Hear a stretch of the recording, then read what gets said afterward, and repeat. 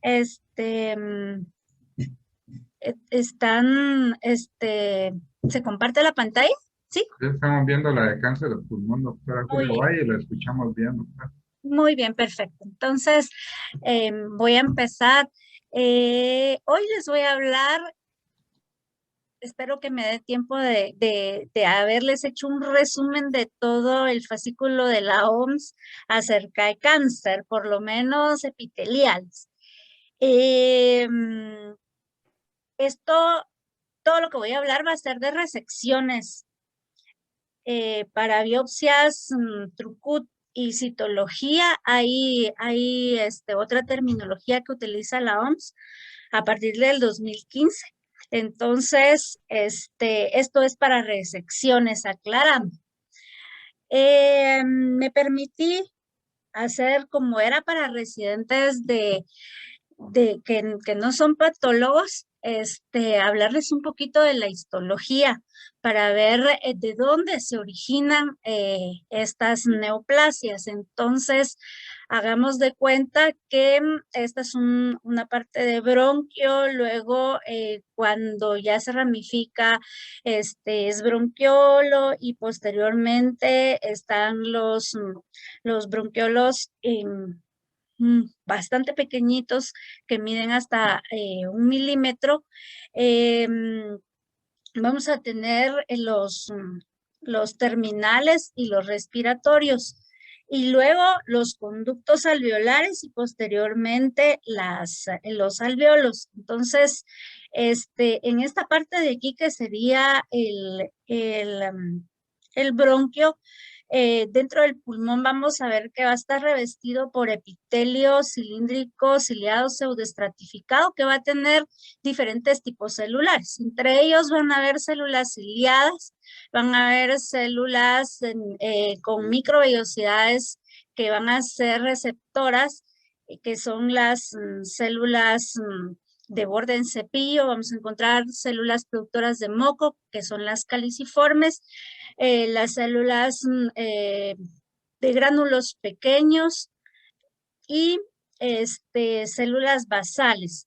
Este, mm, Básicamente eso es lo que encontramos en el bronquio, que va a estar ese epitelio sostenido por una lámina propia de tejido conjuntivo. Y vamos a ver que abajo de él van a haber islas de cartílago, vamos a encontrar algunas islas de músculo liso y vamos a encontrar glándulas mucoserosas de tipo glándula salival. ¿Y por qué esto? Porque a partir de algunos elementos vamos a ver que así como los tumores neuroendocrinos pueden venir de este tipo de epitelio, también los carcinomas de células escamosas por metaplasia de este tipo de epitelio. Entonces vamos a avanzar. Los carcinomas de tipo glándula salival, que vamos a ver posteriormente la definición, vienen a partir de esas glándulas. Y entonces, debido a la histología y a la célula que le da origen, así va a ser la localización. Entonces, esto es bastante más central que periférico. Luego están los bronquios. Los bronquios al principio tienen células ciliadas y el epitelio, y todas las células que les hablé, eso es al principio. Lo único que van a perder son las glándulas, tipo glándula salival y el cartílago. El epitelio va a ser bastante similar, pero conforme se va disminuyendo el diámetro y el grosor, entonces el epitelio va a ir cambiando de tal forma que cuando ya estamos hablando de los eh, bronquiolos terminales, vamos a ver que el epitelio va a estar constituido por algunas células ciliadas nada más, ya no hay células caliciformes y estas células pequeñitas acidófilas y que tienen el núcleo bastante hacia la periferia, como que fueran en tachuela, más hacia la luz, como que fueran en tachuela. Esas son las células de Clara. Acuérdense que la función de estas es producir un agente tensioactivo y entonces estas pueden ser células que den origen a los carcinomas de tipo lipídico. Ya vamos a ver cuáles son esos. Y también vamos a ver que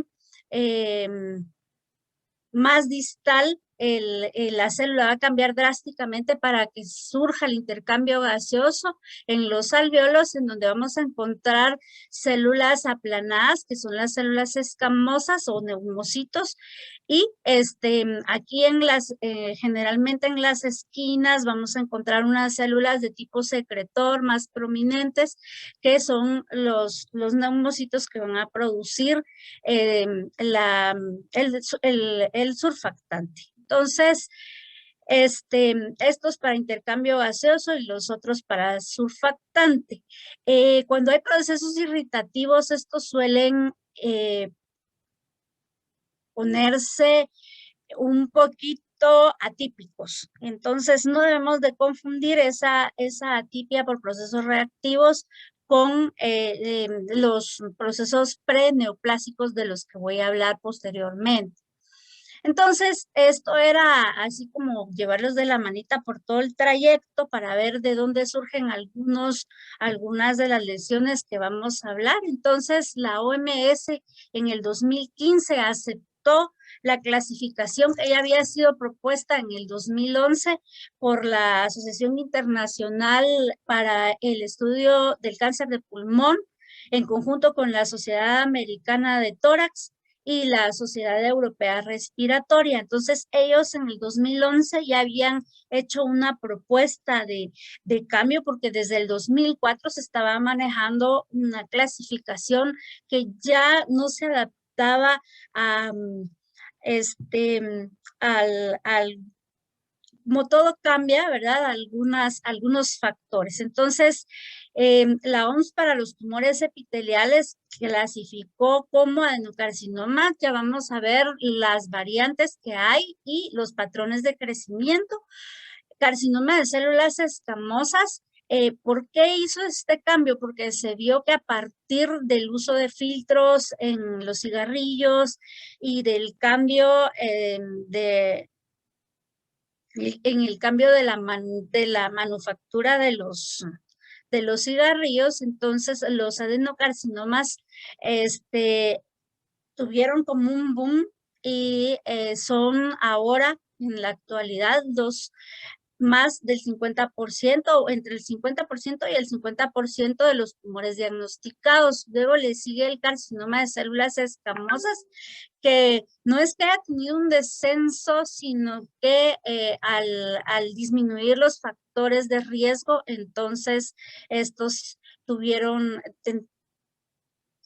tienden hacia al descenso, y además los carcinomas de células escamosas también se reclasificaron. Hay varios estudios, encontré ahorita para poder hacer esta plática, encontré que los reclasificaron ya con inmunistoquímica, que en el 2004 no se tenían todos los centros, incluso nosotros todavía carecemos de algunos inmunomarcadores.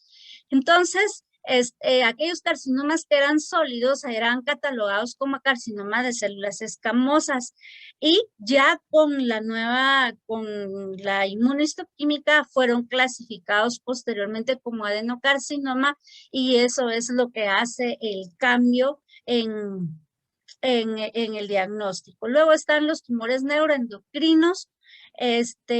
Vamos a ver cuáles son ellos y los grados que hay. Los carcinomas de células grandes, los carcinomas adenoescamoso, que debe de tener por lo menos el 10% de uno de los componentes, 90% de uno de los componentes y 10% del otro, independientemente de cuál de los dos sea. El pleomórfico, ya vamos a ver las características de células fusiformes, de células gigantes, carcinosarcoma, blastoma pulmonar, los no clasificables y los tumores tipo glándula salival.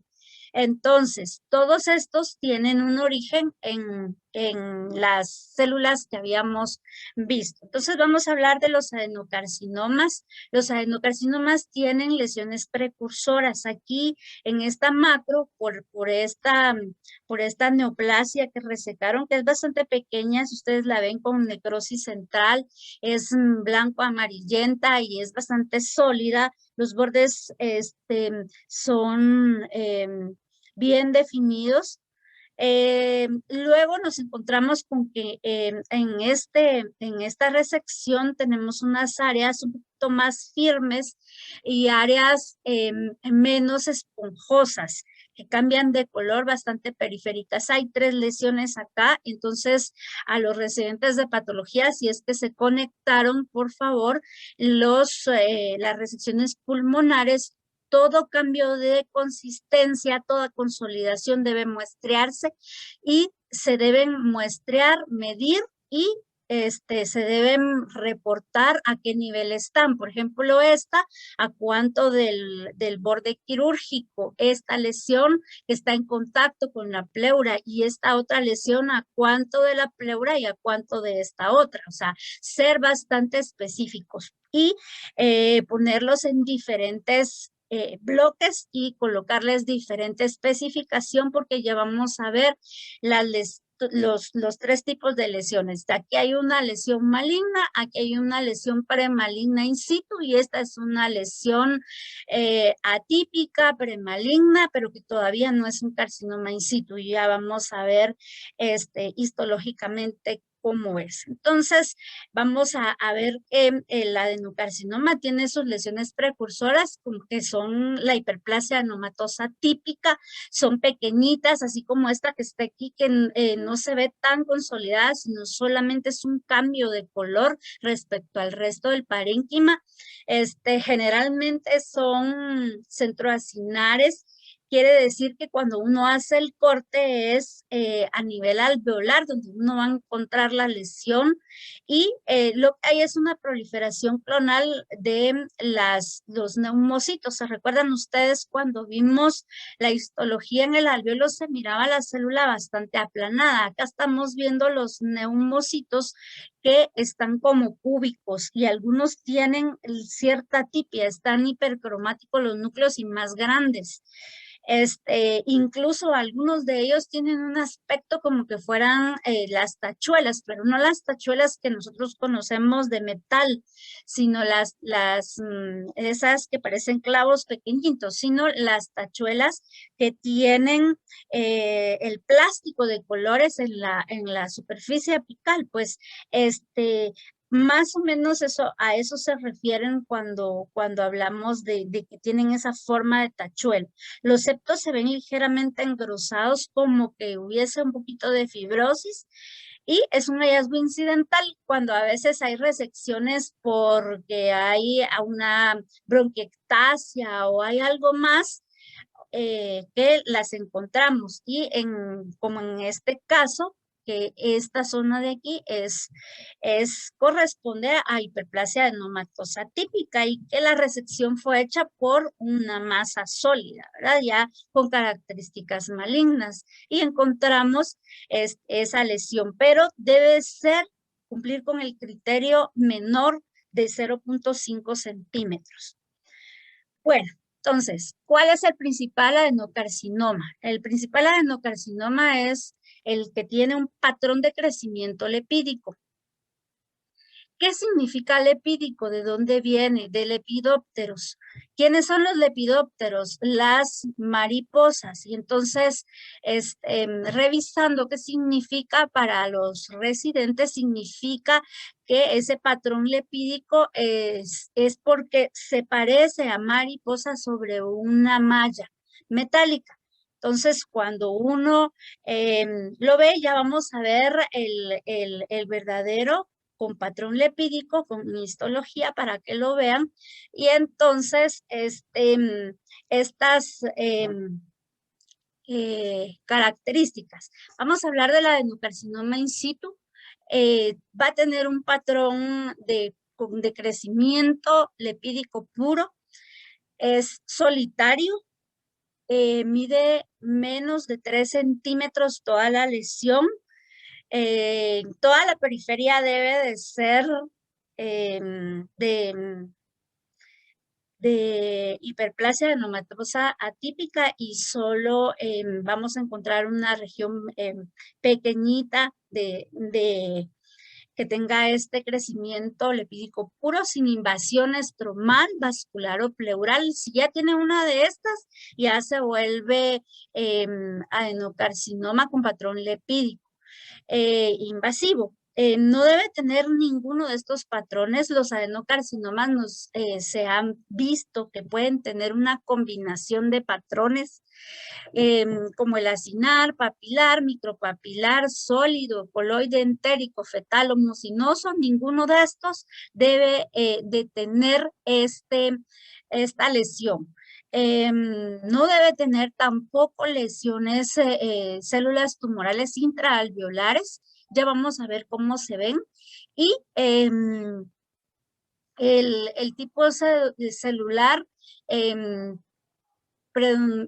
predominantemente es no mucinoso, entonces tampoco tiene una tipia nuclear muy llamativa. Entonces, ¿cómo son? Aquí lo tengo. Dice que es cómo se posan las mariposas. Entonces yo creo que para ejemplificarlo fue mejor esta foto, porque esta es de Angangueo, es un sitio en México en donde es un santuario de esta mariposa, la mariposa monarca. Ustedes pueden ver cómo aquí se observan las células que no están invadiendo, sino que solo están localizadas o paraditas sobre las ramitas. Pues más o menos ese es el patrón que adopta este carcinoma. Las células están dispuestas, revistiendo los septos alveolares, pero no lo están invadiendo. Entonces, este es el crecimiento lipídico y los patólogos tenemos mucha imaginación y por eso es que le pusimos ese nombre, ¿verdad? Muy bien, entonces, cuando es in situ, solo vemos ese patrón de crecimiento que está revistiendo todas los septos alveolares y que la célula es una célula acidófila, los núcleos son ovalados, generalmente basales y no tienen, algunas veces pueden ser apicales, pero no tienen componente mucinoso. Entonces, recuerdan mucho a las células de Clara o también pueden recordar a los neumocitos cuando están activados. Aquí tenemos otro ejemplo de ese patrón de crecimiento en donde la célula ya se vuelve un poquito más cúbica, pueden ser cúbicas o cilíndricas como el anterior. Aquí les tengo una medida, aquí está la superficie pleural, este es el pulmón normal y vean solo realmente el cambio, el patólogo debe ser muy acucioso para muestrear este tipo de lesiones porque luego se pueden pasar desapercibidas. Entonces solo hay ligero engrosamiento de los septos y ese patrón de crecimiento que les decía. Estas células no es que sean malignas, sino que estos son macrófagos alveolares, no cuentan como una de las características que ya sea invasivo. Esto es in situ todavía. Entonces, luego hay otras lesiones premalignas como esta que tienen acá, que es un poquito más a la hora de palparlo, que pierde la consistencia esponjosa, es más pálida. A veces en el centro se observa atrapado el pigmento de carbón. Hay al que denominamos adenocarcinoma mínimamente invasivo. Entonces también la lesión debe medir menos de 3 centímetros, pero el componente invasivo solo debe medir un poco menos de medio centímetro. Entonces, sus 5 milímetros, menos de 5 milímetros, 4.9 milímetros, y entonces ustedes ven la lesión en donde el patrón es principalmente lipídico acá de crecimiento como que no es invasivo, pero acá en el centro, esta área más engrosada, más firme, ya vamos a ver el acercamiento, va a tener un área acinar como patrón de el invasivo. Entonces, no debe acá no debe haber invasión estromal vascular o pleural, no debe de haber necrosis tumoral, no debe haber invasión a los espacios aéreos tampoco, y cuando hay múltiples focos en un pulmón, por ejemplo, está esta y que hubiese una más chica acá y otra intermedia por acá, se reportan las tres medidas, pero el área mayor es la que se toma, ¿verdad? Como medida de el adenocarcinoma mínimamente invasivo. Entonces aquí tenemos un acercamiento de esa zona que vimos más sólida, y vemos que el estroma ya está siendo invadido por estructuras que recuerdan glándulas, son estructuras tubulares. Hay unas más pequeñas, otras están colapsadas, hay algunas células que ya están invadiendo acá el estroma, y si nosotros nos damos cuenta, este patrón ya es invasivo, pero como es tan pequeñito, lo catalogamos como mínimamente invasivo. Generalmente las células son muy parecidas a las células de Clara, entonces son células cilíndricas, acidófilas, y que no tienen patrón o aspecto mucinoso. Pero también pueden haber algunos adenocarcinomas mínimamente invasivos que pueden tener mucina intracitoplasmática. Entonces, ¿cómo es eso? Es extremadamente raro. Algunas de las células que van a tener siempre el patrón de crecimiento es lepídico, revistiendo los septos alveolares, pero las células van a tener mucina, ya sea que el citoplasma sea claro y las vacuolas sean pequeñitas, o realmente tengan ya la forma de una célula en anillo de sello. Y que sea focal, solo ese fragmento mucinoso bastante pequeñito, y el resto que sea no mucinoso. El invasivo. ¿Cómo es el invasivo? Generalmente tienen un área muy sólida central, son pobremente definidos, los bordes son firmes, son blancos, o algunos autores dicen grisáceos, pueden tener atrapado pigmento en su interior. Ellos pueden tener una localización central, a veces pueden tener localización periférica, pero principalmente es periférica. Entonces, ellos, cuando es predominantemente lepídico, nosotros estamos viendo que su crecimiento siempre es revistiendo septos, pero tiene áreas acinosas. Entonces, tiene áreas sólidas, ya hay algunas de esas células, las vamos a encontrar en intraalveolares, también infiltrando los septos. Entonces aquí tenemos esas áreas infiltrantes, vean, son de aspecto tubular, las células son malignas, invaden el estroma, aquí se ven mucho mejor, hay una reacción estromal, y aquí se pierden, son como están más apretadas las glándulas, pero logramos ver el patrón acinar. Entonces, ese es el crecimiento.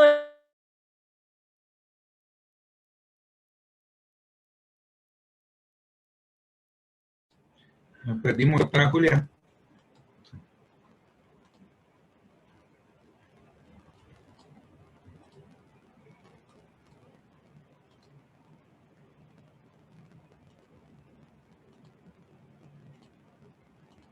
Creo que la doctora Julia no la vio ahí.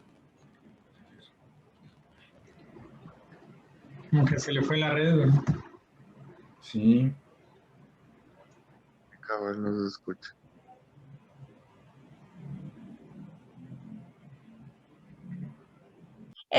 Cuando morfológicamente hablando, cuando estamos hablando de carcinomas acinares, pues para nosotros es bastante fácil decir, bueno, es acinar. El asunto es decir, ¿es primario o es metástasis, verdad? Entonces, a veces tenemos que hacer uso de la tecnología para poder, y de la clínica, para poder decirles, bueno, es acinar, que se parece mucho a otros adenocarcinomas. Aquí está el otro patrón, el predominantemente papilar. Vamos a ver que tiene tallos fibrosos, gruesos de estroma y que están revestidos por células cilíndricas o columnares. Algunas de ellas tienen vacuolas en su interior y ustedes pueden ver aquí que para nosotros pues es bastante más sencillo. En el caso de si es mujer, nos puede traer algunos problemas porque puede parecerse a los carcinomas de ovario. En el caso también de que puede tener algunas características muy parecidas al carcinoma papilar de tiroides. Entonces también la clínica nos ayuda mucho porque aquí también hay más problema por el TTF1, ¿verdad? Que es positivo también en los de tiroides. Entonces una tiroglobulina ayudaría más la clínica. Por las características que puede tener nucleares muy parecidas a las del carcinoma papilar de tiroides. Y luego está el predominantemente micropapilar, en donde lo que se mira dentro de los alvéolos de las estructuras son estas como penachos de células. Las células tienen características de papilas pequeñitas, pero no tienen centros fibrovasculares. Vean, solo los grupos papilares están compuestos por células netamente neoplásicas. Hay que tener cuidado porque esto se lo digo a los residentes de patología porque se pueden, cuando no está bien fijado el cáncer, puede dar este aspecto. Y si uno le pone micropapilar, ya vamos a ver por qué es importante decir si verdaderamente es micropapilar o es autolisis, por el mal pronóstico que pueden representar. Y luego está el predominantemente sólido. El predominantemente sólido aquí en las fotos, pues pareciera que es fácil de diagnosticar, pero no, porque luego vienen los carcinomas escamosos, no queratinizantes, son similares, y los carcinomas de células grandes también son iguales a estos, ¿verdad? Entonces, aquí sí hay que utilizar la inmunistoquímica y la histoquímica.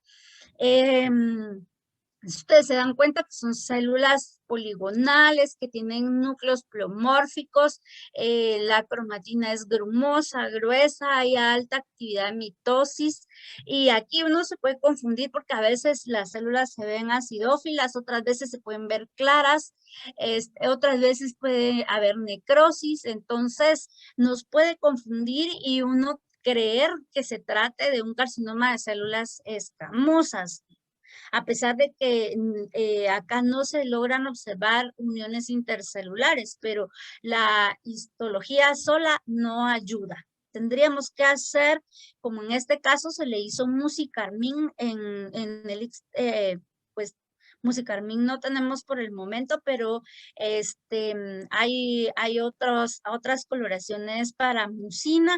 Entonces vean aquí todo lo que está en rojo son vacuolas de moco que están produciendo estas células, y entonces es un adenocarcinoma. Y el TTF1 es positivo, entonces esto hizo que pues se decidieran por ser porque sea un adenocarcinoma con patrón pobremente sólido. Ya las dos, digamos, el uso de las dos herramientas. Además del patrón de crecimiento dentro del pulmón, vamos a encontrar las variantes del adenocarcinoma. Tenemos al mucinoso. El mucinoso es amarillento, a veces tiene cavidades llenas de como un material de aspecto gelatinoso, que se puede confundir con el moco de las bronquiectasias macroscópicamente. Entonces, no todo lo que nosotros vemos como moco va a ser maligno. Entonces hay que tener eso en cuenta. Las células pueden ser columnares con el núcleo basal y tener un crecimiento lipídico, principalmente lipídico. Algunas van de ese aspecto como que fuera el revestimiento de la superficie del estómago, más o menos ese aspecto tienen estas células, nada más que son malignas, y estas que tienen aspecto como en anillo de sello. En la clasificación anterior existía la variante de anillo de sello, acá no existe ya desde el 2015 esa variante. Entonces, solo son células que pueden aparecer dentro de la variante del mucinoso. Aquí tenemos otro ejemplo en donde están mezcladas perdón, algunas células columnares de aspecto como que tienen moco en su interior y algunas por aquí que hay como en anillo de sello. Entonces, estos carcinomas sí sabemos que son positivos para citoqueratina 7, para citoqueratina 20, solo el 15% pueden expresar TTF1 y napsina A. El CDX2 es negativo y este es el que nos va a ayudar para las metástasis de los carcinomas de estómago y de los carcinomas de intestino. Entonces, siempre hay que tener en cuenta los paneles y hay que tener en cuenta también los hallazgos clínicos. Y se ha visto que estos pueden tener mutación para KRAS. Entonces, aquí tienen el ejemplo, tiene un patrón de crecimiento lipídico, pero es una variante mucinosa. Entonces, aquí tenemos una variante en donde siempre mucinoso, en donde está llenando los alvéolos o las cavidades alveolares de moco y todos los septos alveolares, las células son productoras de moco. Aquí tenemos otro aspecto, la célula se parece mucho a la célula que está revistiendo el endocervix, entonces también hay que tener cuidado con este tipo de metástasis. Aquí tenemos otra en donde hay mucina afuera del citoplasma e intracitoplasmática, y acá tenemos otra imagen. También tenemos dentro de estos la variante coloide. De la variante coloide realmente vemos pocas células que están revistiendo los septos alveolares. Algunas veces encontramos células neoplásicas flotando. Tenemos que hacer muchísimos cortes para encontrar estas células neoplásicas. Eso lo tienen que tener en cuenta los residentes. Cuando miren que tienen mucho moco, tienen que muestrear, incluso cuando es pequeño, debe incluirse todo el tumor, porque a veces solo encontramos el coloide y no encontramos las células neoplásicas. Se hace bastante difícil encontrarlas. Expresan citoqueratina 20 también, citoqueratina 7, MUC2 y CDX2. Entonces, tenemos que tener mucha comunicación con el clínico porque las metástasis, vean, el patrón de inmunohistoquímica no cambia respecto a una metástasis, ¿verdad? Sobre todo las de colon y las de páncreas nos pueden dar este patrón de inmunohistoquímica. Hay otra variante que es el fetal. Este fetal, hoy se ve re fea la fotografía aquí, es que es escaneada. El fetal lo que hace es que recuerda, tiene vacuolas, la célula es cilíndrica, hace lo que está recordando es a los bronquiolos en formación fetal. Entonces se ven vacuolas debajo de los núcleos y el aspecto también a nosotros nos puede recordar a los carcinomas endometrioides de bajo grado.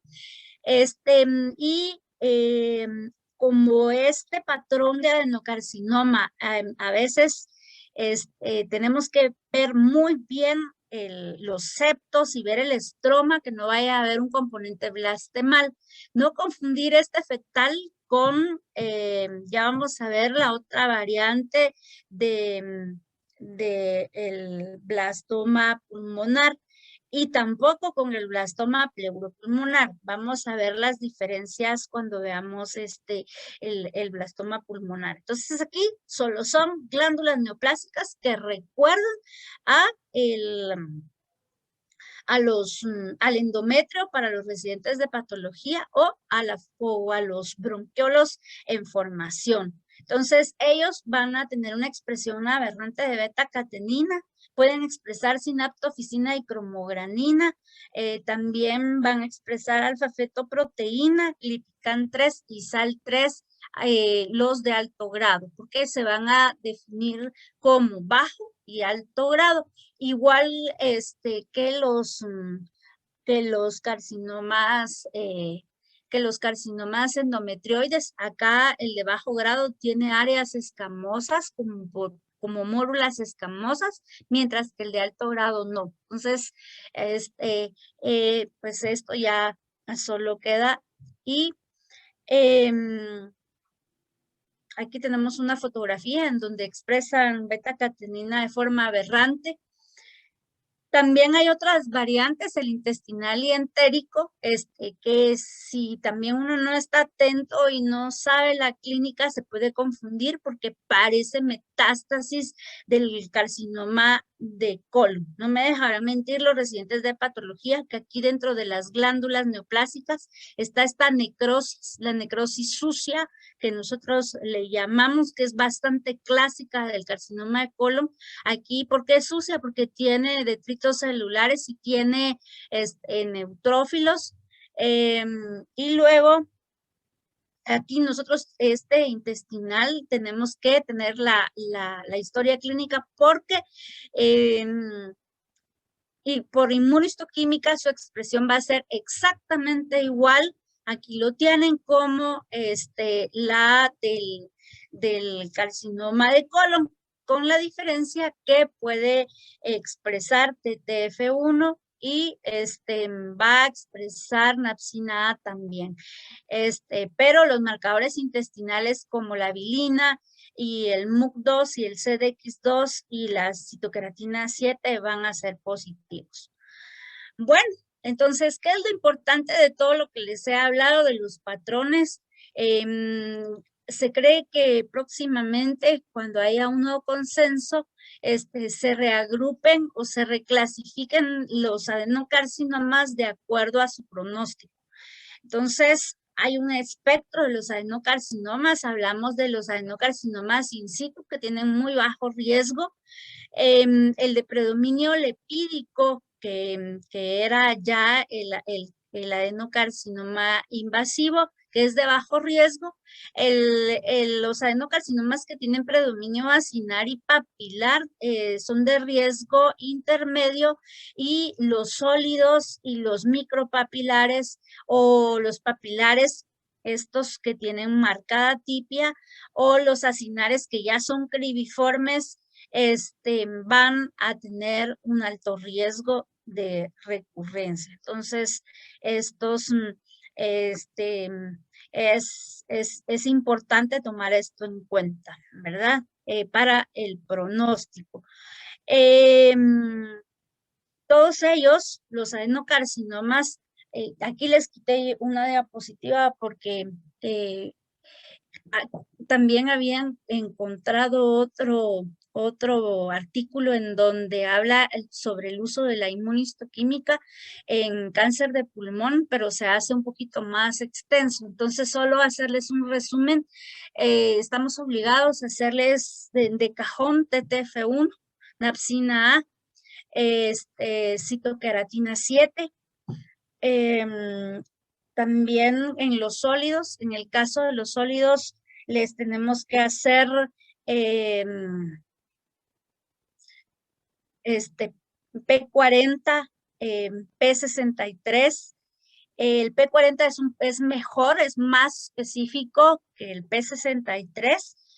Y hay un artículo reciente del 2020 que habla acerca del glipican 1, que es muchísimo mejor todavía que el P40. Entonces, vamos a ver, vamos a abogar porque nos compren este glipican 1. Estamos obligados por lo menos a hacerles TTF1 y P40. O P63, les decía, es bastante inespecífico. A veces es poco, es muy sensible, pero poco específico. Entonces, tenemos que tener un marcador para adenocarcinoma y un marcador para carcinoma de células escamosas, porque eso es lo importante, separarlos, ¿verdad? Luego está el carcinoma de células escamosas. El carcinoma de células escamosas, nuevamente aquí en la pantalla ya se ve muy borroso. No se miraba tanto en mi presentación de PowerPoint. El carcinoma de células escamosas es el clásico asociado a tabaquismo. En el caso del adenocarcinoma, vimos que no puede asociarse o no. En cambio, acá sí hay una fuerte asociación con el tabaquismo. Entonces, veamos el epitelio normal, que es cilíndrico, pseudoestratificado y que tiene, se recuerdan, les dije que tenía células basales. Cuando el paciente fuma, puede haber una hiperplasia de esas células basales y si sigue fumando, va a tener una metaplasia escamosa, quiere decir que se va a reemplazar el epitelio cilíndrico productor de moco con cilios por un epitelio escamoso muy parecido al del esófago. Y este epitelio con metaplasia escamosa, si sigue el daño, entonces va a tener un desarreglo, las células se van a poner atípicas, va a haber displasia y luego el carcinoma in situ. Y del carcinoma in situ, pues donde ya se rompe la membrana basal, es el carcinoma invasivo y todo esto está dado porque todos los químicos del tabaco van a alterar estas vías que están ejemplificadas aquí abajo y van a hacer que haya una proliferación de las células escamosas, se malignicen y se convierta en carcinoma invasivo. Entonces, los carcinomas escamosos generalmente son voluminosos, son centrales, ellos generalmente se encuentran por debajo de las estructuras bronquiales, generalmente no están hacia el lumen, sino que lo que están haciendo es aplastarlo o colapsarlo. Pueden tener necrosis y cavitarse y ser bastante extensos. Entonces tienen una cantidad variable de presentaciones. El carcinoma de células escamosas para nosotros cuando queratinizas, entonces es muy sencillo diagnosticarlo y entonces pues ya no tendríamos por qué hacerle todas las pruebas de inmunistoquímica porque pues aquí está, es escamoso, sólido, tiene queratinización y entonces pues no hay vuelta de hoja y si es un trucut, nosotros guardaríamos ese tejido mejor para pruebas moleculares. Mientras que si no lo tiene, entonces ese tejido hay que cuidarlo y hay que saber qué pruebas moleculares le vamos a hacer o qué inmunistoquímica vamos a utilizar. Entonces aquí tenemos un ejemplo, se ve sólido, yo no le veo las uniones intercelulares, se parece mucho a la variante sólida, al patrón de crecimiento sólido que vimos del adenocarcinoma, y entonces utilizamos P40 y vemos que es positivo intensamente en los núcleos.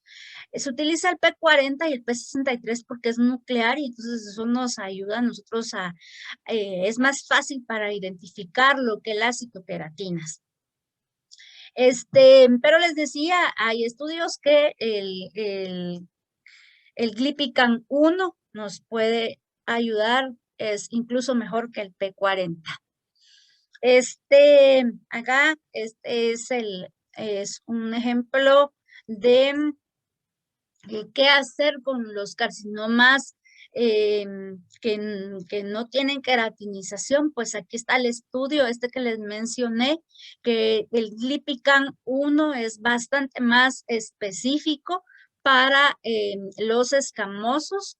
Acá tenemos un escamoso y aquí un adenocarcinoma con crecimiento sólido. Veamos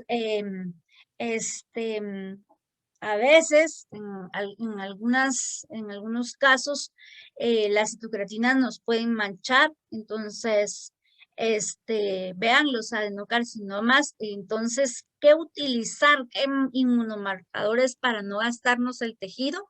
TTF1, Napsina A y el P40 o en este caso Glipican 1, cualquiera de los dos. Entonces vamos a abogar por el Glipican que es bastante específico porque algunas veces el P40 puede manchar.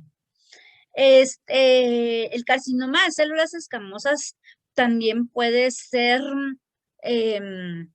tener un patrón basaloide. ¿Qué significa eso? Que tenga una empalizada periférica, o sea que las células se dispongan alrededor de las áreas sólidas, o que tenga estas características acá y nos puede confundir con el carcinoma neuroendocrino. Entonces, porque aquí pareciera tener algunas áreas por la empalizada, da ese aspecto. Entonces, estos tienen pobre pronóstico y tendríamos que hacerles P40 siempre sin aptoficina, cromogranina y CD56, además del P40, para ver si no es neuroendocrino. Entonces,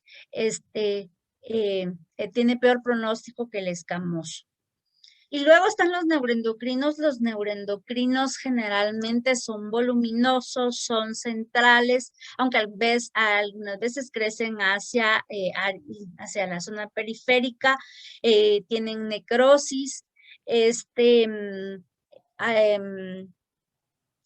por definición, son estos carcinomas, estos son de células pequeñas. Este que está acá es de células pequeñas, no se reconocen lesiones in situ en este caso.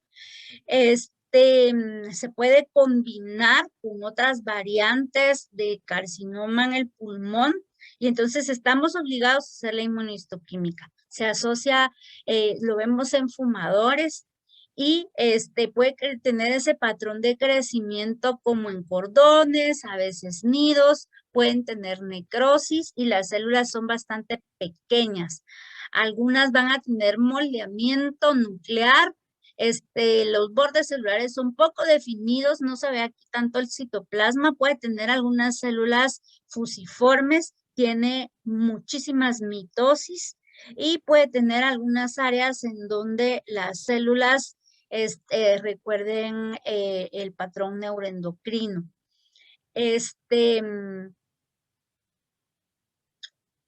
Pueden haber combinados, se les llama combinados cuando vemos áreas de carcinoma de células pequeñas con adenocarcinoma. También lo podemos ver combinado con carcinoma de células escamosas. Luego está el neuroendocrino de células grandes. Este neuroendocrino de células grandes es más periférico, va a tener un Ki67 bastante alto, también es en fumadores y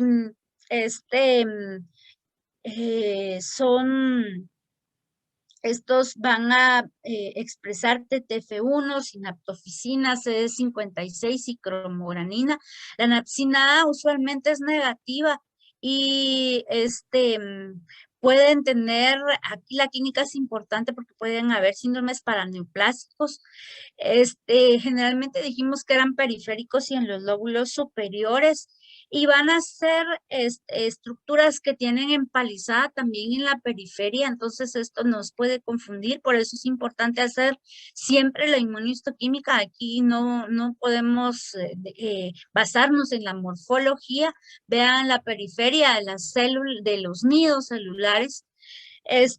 Utilizamos marcadores neuroendocrinos como sinaptofisina. A veces la cromogranina es más débil.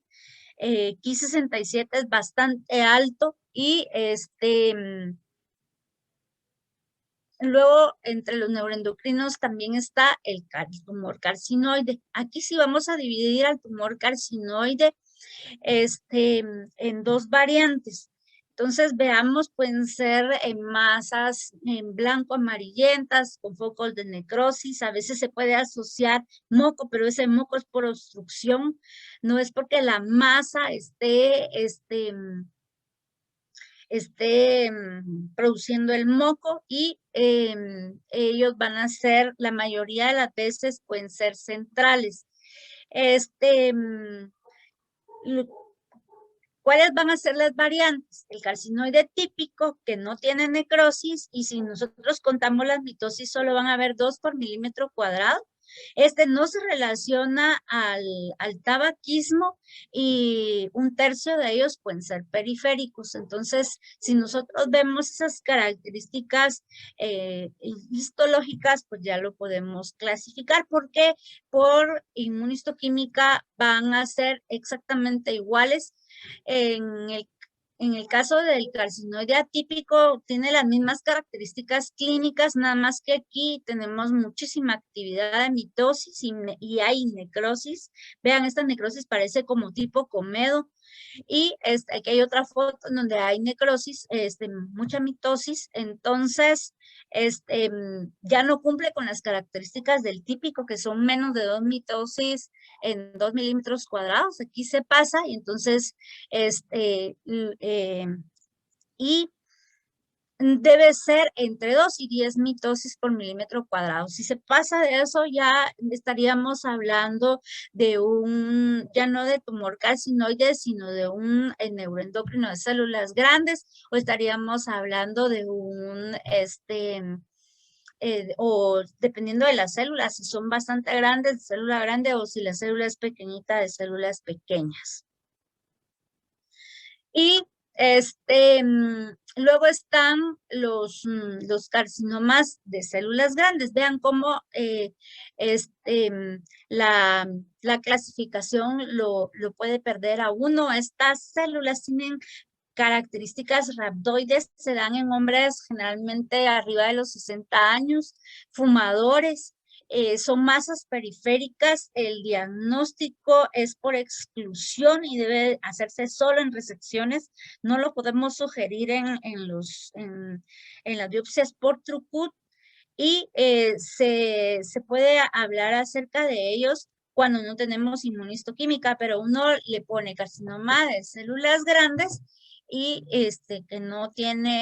que no se puede tipificar y que todos deberían tipificarse. Aquí ustedes pueden ver áreas en donde tiene inclusiones citoplasmáticas y algunos pueden tener células claras. Aquí se incluyen aquellos carcinomas que antes se les llamaba de células claras.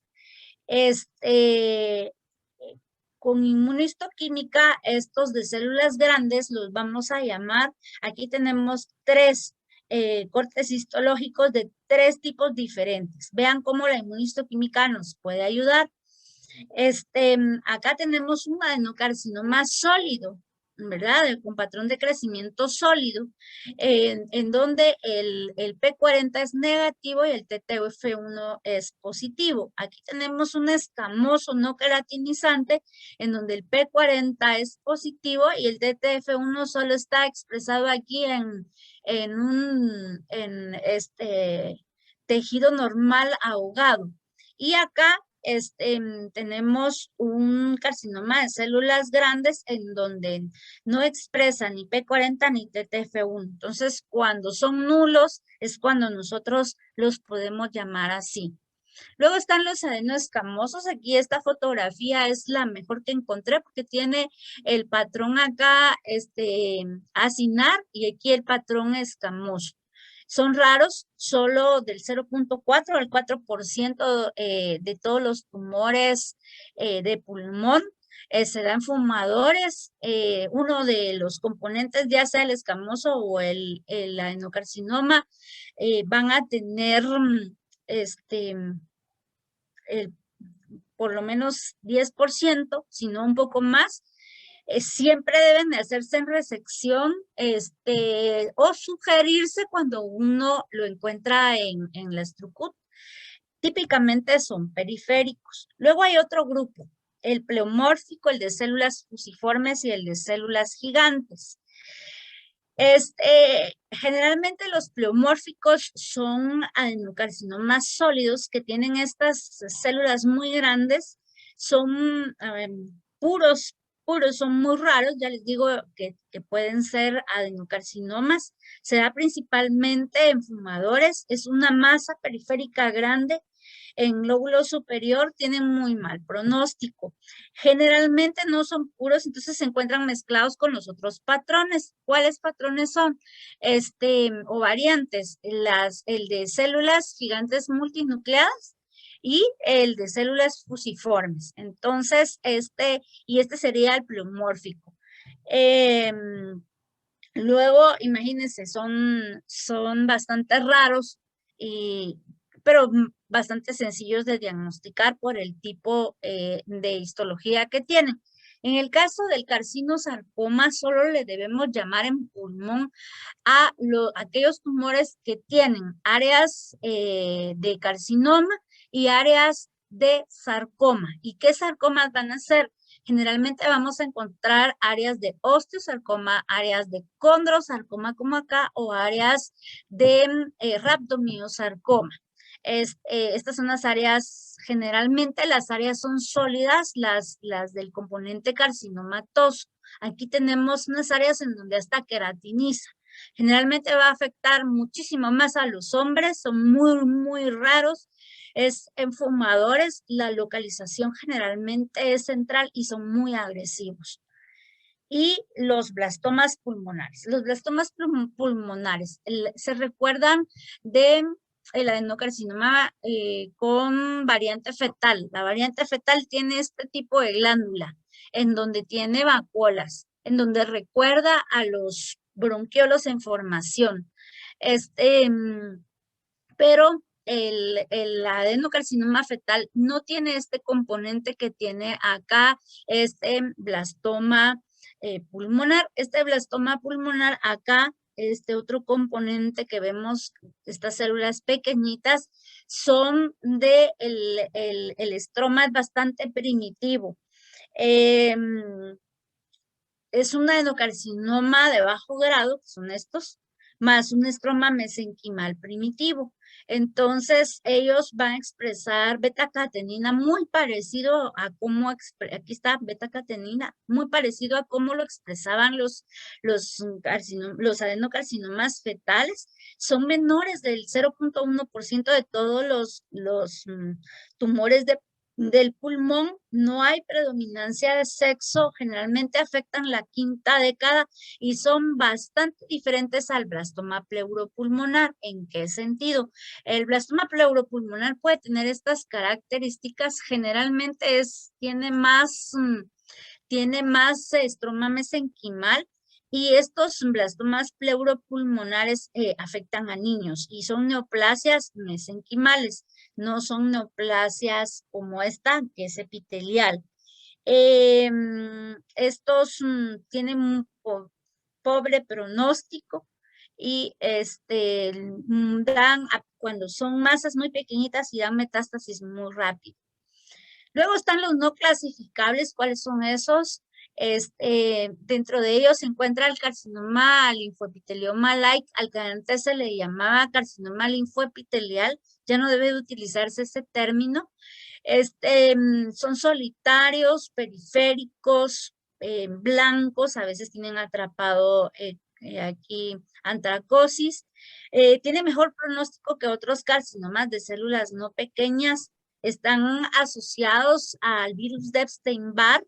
Pacientes no fumadores, son sólidos, lobulados, bien circunscritos. Se ha encontrado en 0.9% de todos los tumores de pulmón, generalmente en pacientes de 50 años. Vamos a ver que el KRAS y la mutación de KRAS y el EFGR son infrecuentes, y la napsina y el TTF1 son negativos. Entonces, esto nos ayuda. ¿Y cómo son? Son masas o sinsitios de células grandes, epiteliales, con núcleos grandes de cromatina grumosa y nucleolo evidente. Y vamos a ver que tienen un denso infiltrado inflamatorio. El infiltrado inflamatorio generalmente va a ser positivo para CD8 y las células epiteliales van a ser positivas para P63, entonces parecen más bien como escamosas, pero ellas van a expresar siempre, perdona aquí el error, le puse V en vez de B, es EVER, la proteína por hibridación in situ, vamos a ver al virus de Epstein-Barr. También ellos van a expresar la proteína ALK y en la porción epitelial. Entre los no clasificables también está el carcinoma NUT. Estos son grandes masas, así como ven acá, es una gran masa, extremadamente agresivos, pobremente diferenciados, son sólidos estos carcinomas, son pocos los casos reportados y están asociados a tabaquismo, también a HPV y al virus de Epstein-Barr. ¿Y qué significa eso de NUT? NUT es una proteína nuclear en el testículo. Esta proteína se ha visto en los carcinomas testiculares, en los seminomas. Ahí es en donde se describió originalmente y entonces esta proteína se encuentra acá en estos carcinomas. Pueden tener morfología de carcinoma de células pequeñas o puede tener morfología de carcinoma de células escamosas no queratinizantes. Entonces, a estos, después de que ya se les hizo todo el panel de inmunistoquímica y no pintan, y si a nosotros nos da el aspecto como que fuera célula pequeña, le corremos C99 y lo van a expresar. También expresan antígeno de membrana epitelial y expresan P63. Entonces, además de eso, hay quienes dicen que es un carcinoma de células escamosas que expresa el NUT. Entonces, pero ya saben, es extremadamente agresivo y pobremente diferenciado, ¿verdad? Entonces, pueden tener algunas áreas escamosas. Y por último están los de tipo glándula salival, que morfológicamente son exactamente iguales que los que vemos en cavidad oral. Aquí les traigo al muco epidermoide. Esto se cree que se originan de esas glandulitas que habíamos visto. Las mucoserosas son en menos del 1% de todos los tumores pulmonares. Aquí ustedes están viendo el producto de la obstrucción. Aquí está que ocasionó la neoplasia. La neoplasia es mal delimitada, tiene mucha necrosis. Generalmente estos se pueden dar en niños. Estos son carcinomas de niños. Se da en pacientes muy jóvenes, 30, 40 años. 50% de los pacientes puede tener menos de 30 años.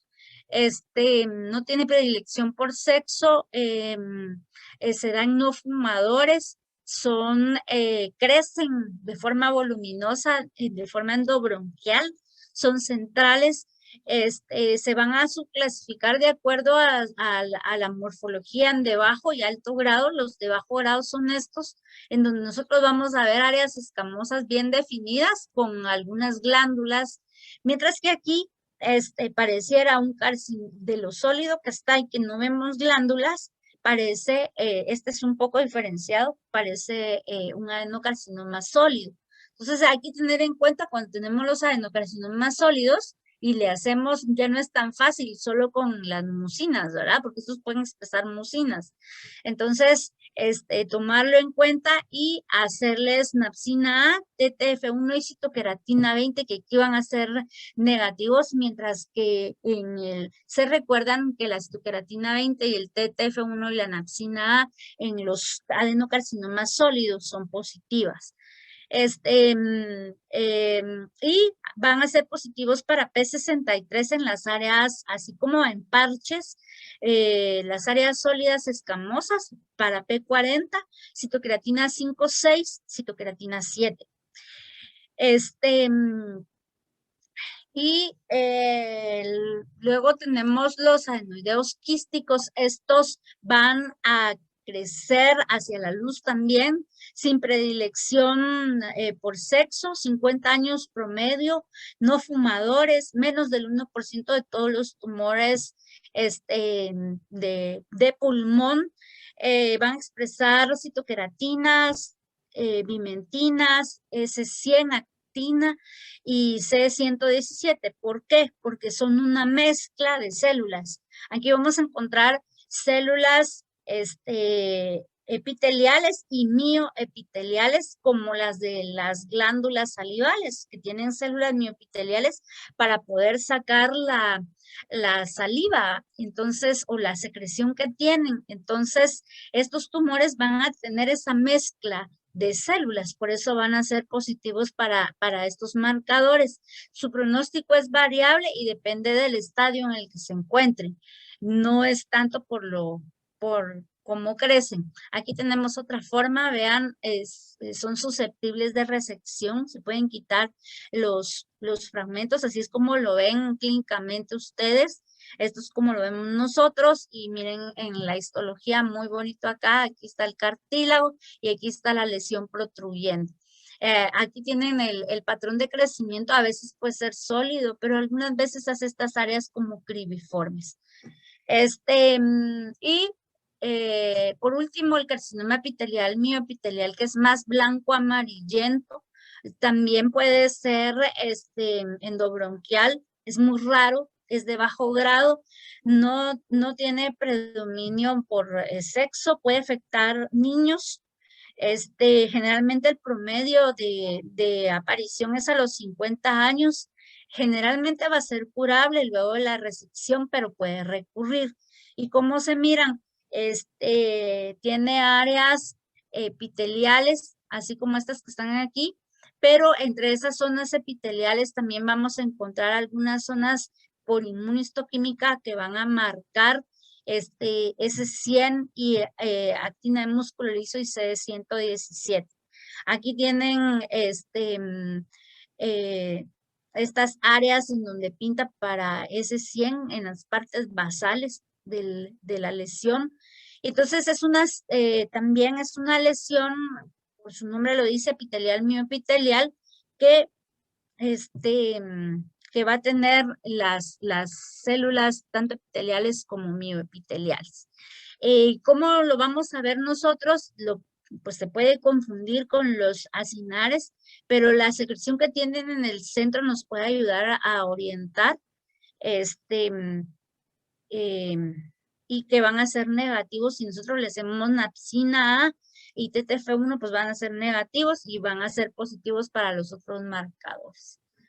Bueno, en conclusión, después de haberles dado un resumen de todo el libro de la OMS, nosotros estamos obligados a hacer la clasificación histológica por inmunistoquímica. La hibridación in situ, no todos deberíamos de hacer la hibridación in situ, no todos los centros lo tienen. Y los nuevos métodos de mutaciones in situ, ¿verdad?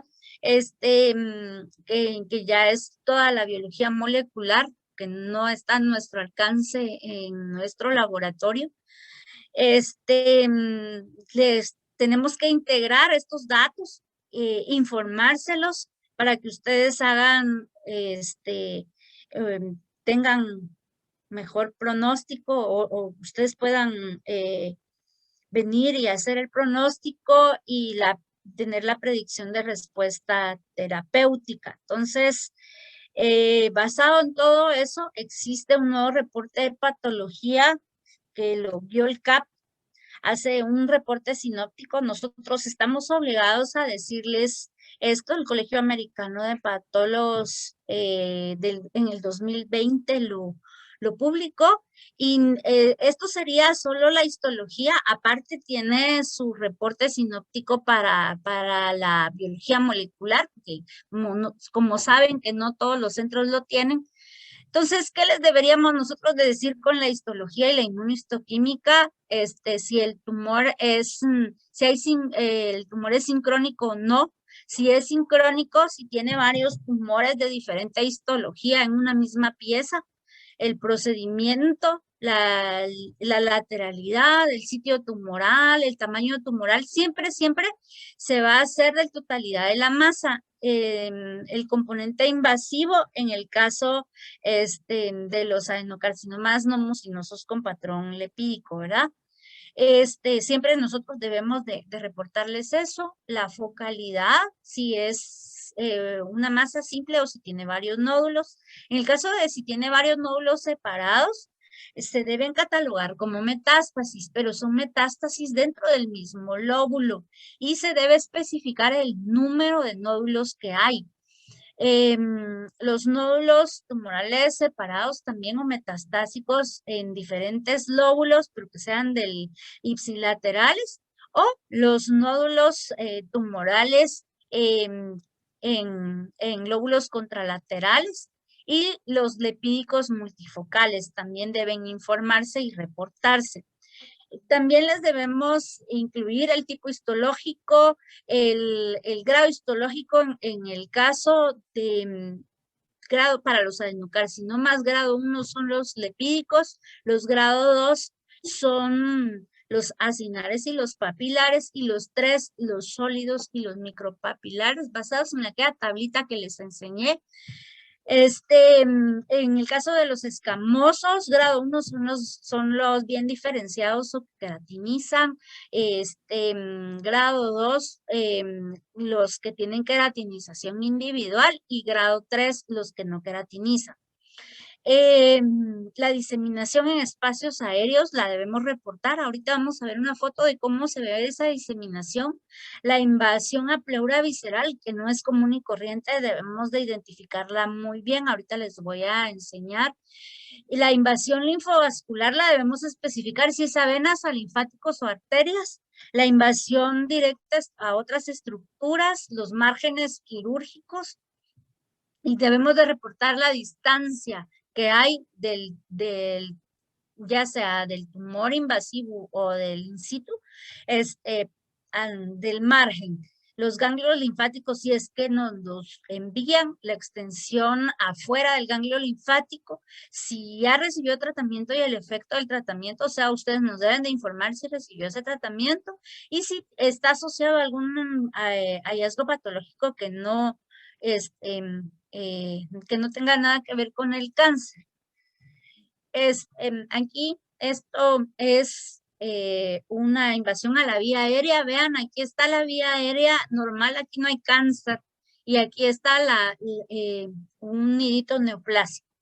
Se toma la comunicación a vía aérea distante al tumor, porque cuando es muy cercano puede ser que estos tumores, como son muy friables a la hora de cortarlos con la cuchilla, se arrastren, entonces que nos esté dando una falsa imagen. En este caso, pues es real, porque esta invasión al espacio aéreo está lejano al tumor.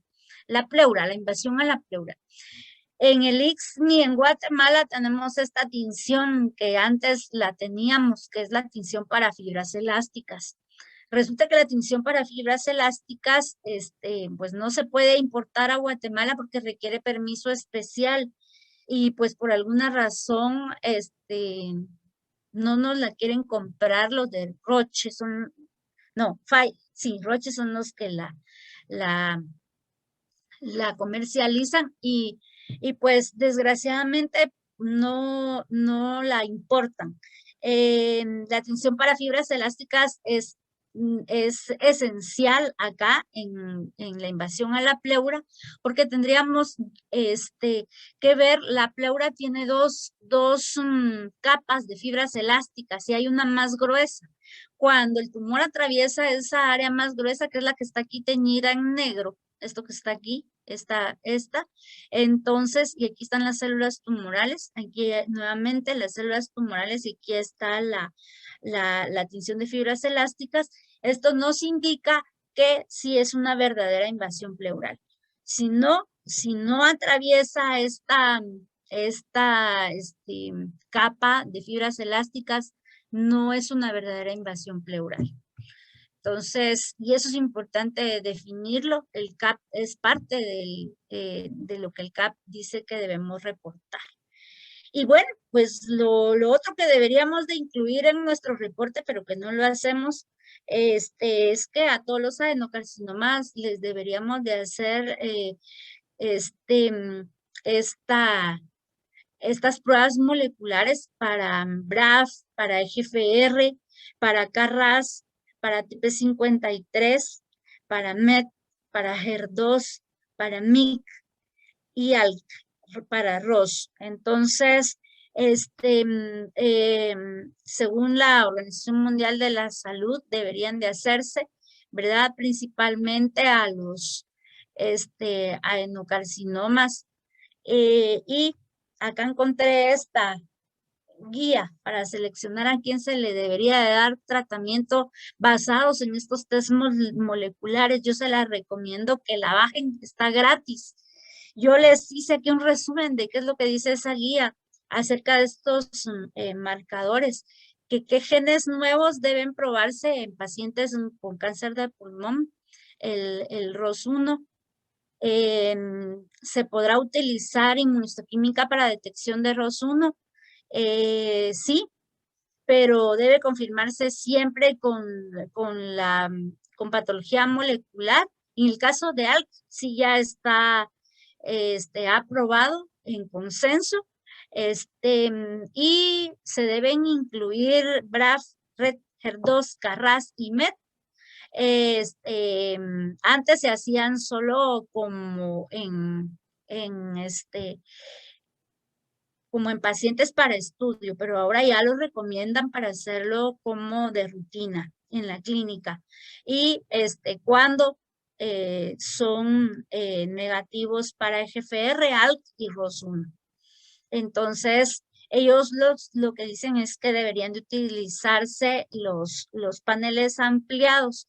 Es lo que recomiendan y pues es lo último que les encontré. Y este ellos prefieren esos paneles de secuenciación genética multiplexados para, para detectar mejor a estos pacientes. Entonces, eso es todo. Espero no haberlos aburrido porque realmente uno como patólogo ya se sabe todas las figuritas, pero para ustedes se hace un poco difícil. Yo creo que lo mejor es saber cuando leen su reporte a, a- a quién y cómo van a manejar, dependiendo de lo que nosotros les informemos, ¿verdad?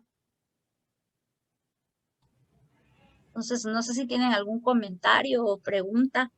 Oye, yo creo que fue agradecerle, doctor, fue una revisión amplia y el objetivo de esto pues es conocer y reconocer el trabajo de cada quien en el grupo de manejo multidisciplinario, ¿verdad? Porque por un lado hablábamos con los neumólogos de que la parte importante de ellos es tener una buena muestra y con esa buena muestra ustedes trabajar, ¿verdad? O sea que cada quien va y lo de nosotros, que es finalmente dar el tratamiento, no se puede hacer sin los pilares de ustedes, ¿verdad? Así que esa es como mi participación. No sé si alguien tiene algún otro comentario. Pues yo creo que unos 15 minutos más y me termino de aprender la inmunoquímica con esta clase de educación médica continua tan excelente, también llevada por la doctora Ovalle. Ya mero que voy a pedir una de mi rotación por unos 2 meses para hacer algún comentario tal vez en relación a que inmunoquímica cuando nos comentaba de estas pruebas que se hacen, esas son las obligatorias, así lo entendí, o va a depender de lo que se sospeche o de las decisiones que ustedes van obteniendo. Porque pues yo termino de aprender ahora que TF1, que la CD56, entonces me parece muy interesante ya tener, como decía el doctor Hugo Castro, nosotros que somos los clínicos, nos enfrentamos a las imágenes, al estado clínico del paciente, ver qué método diagnóstico les vamos a poder ofrecer para poderles mandar a ustedes la mejor muestra posible. Ya con todos estos conocimientos que usted nos ha enriquecido, pues la verdad yo me quedo más que satisfecho, quedo muy contento. Me gustaría que también estuviera en el grupo. La verdad, es mi sincero deseo. Sí. Realmente en las resecciones ese es el panel completo que hay que hacer, doctor. Estaríamos obligados a hacerlo.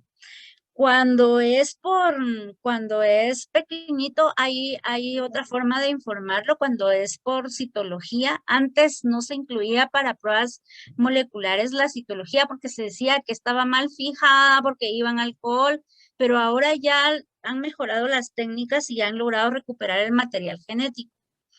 Entonces, la cosa es que las personas que se encargan de esto, que sería en el caso de Guatemala, el INVEGEM, no tiene un patólogo molecular a la par para que pueda y seleccione la muestra. Entonces, y nosotros que recién empezamos la técnica de inmunistoquímica, nos acusamos de que nuestro técnico se acaba el tejido, hace cortes muy gruesos. Entonces, porque de 1 milímetro le deberían de salir por lo menos unos 600 cortes, 600 laminillas. Entonces ahí habría suficiente tejido para nosotros, para hacer el diagnóstico morfológico, para hacerle todas las coloraciones y para mandarlo a las pruebas moleculares en un cilindro. De los que ustedes mandan, ¿verdad? De los cilindros así, de 2 por 0.1. Ahí habría suficiente material si todo el cilindro es cáncer. El problema es que todavía nos hace falta educar a nuestra gente también para que ellos hagan mejores cortes y no se gasten